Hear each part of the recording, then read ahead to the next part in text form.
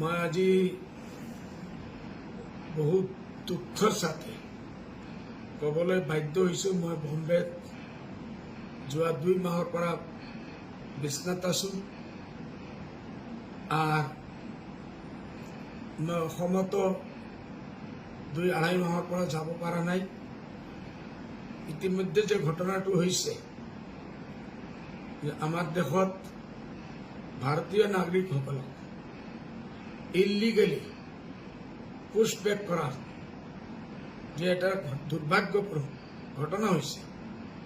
এই ঘটনায় গোটে ভারতবর্ষত নহয় গোটে ওয়ার্ল্ডত অসমৰ নাম এজ ওয়েল এজ ভাৰতবৰ্ষৰ নামটো বহুতই বেইজ্জতি হয়েছে।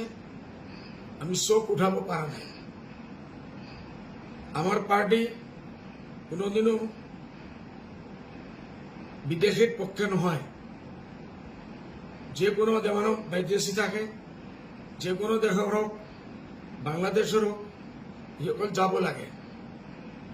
বলে ডিপোর্টেশনটো প্রসিজার হিসাবে গভর্নমেন্ট অফ ইন্ডিয়ার কানুনের মাধ্যমে ফরেন মিনিস্ট্রির মাধ্যমে অন্য দেশের লগত ফরেন মিনিস্ট্রির লগত যোগাযোগ করে যিমান লিগাল প্রসিজার আছে এটু মেইনটেইন করে করব লাগিছে। বলে আমার অসম সরকারে এইটো নকৰি খালি নিজৰ জিদ দেখুৱাবৰ কাৰণে ইমান মানুহবিলাকক বৰ্ডাৰত লৈ গৈ ইলিগেলি পুশ কৰিছে। সেইফালে এটা গ্লাছ পানীৰ ব্যৱস্থা নাই। 2 দিন বৰষুণ হৈছে, ৰ'দ আছিল, পুৰুষ মহিলা 9 মাহৰ এটা বাচ্চা এনেকুৱা বহুত পুৰুষ মহিলা পুশবেক কৰিছে। এর ভিতরে স্কুল টিচার আছে। এই সব মানুহবিলাক ইলিগেলি গৈ পুশবেক কোথায় পুরা ওয়ার্ল্ডত নাই। আমার অসমত হয়েছে। আমার মুখ্যমন্ত্রী ডাঙরিয়ায় নিজের পাওয়ার দেখাবার কারণে এটু করেছে।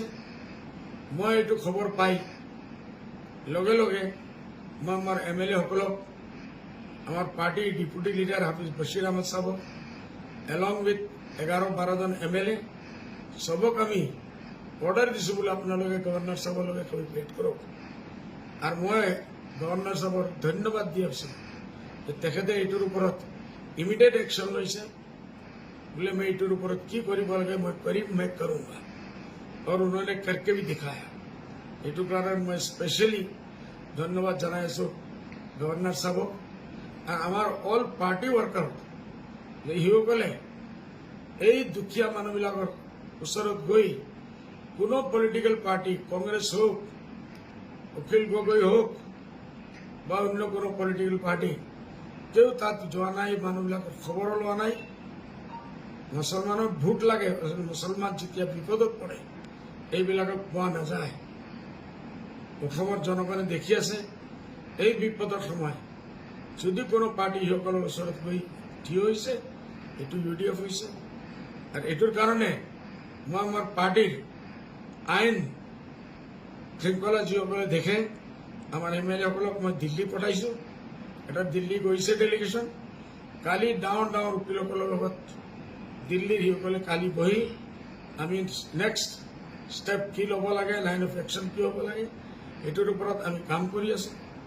মই আপোনালোকৰ মাধ্যমে গোটেই অসমবাসী দেশী প্ৰকৃত ভাৰতীয় যে মানুহ আছে সবক মই এটাই মেসেজ দিবলৈ বিচাৰিছো যে যেতিয়ালৈকে বদৰুদ্দিন আজমল জিন্দা আছে আপোনালোকক কোনো এজন মানুহে বিদেশী সজাই বাংলাদেশত পেটাব নোৱাৰিব। আপোনালোকে নিজৰ কাগজ পত্ৰ আৰু মজবুত কৰক, যিমান ঠিক কৰিব লাগে কৰক।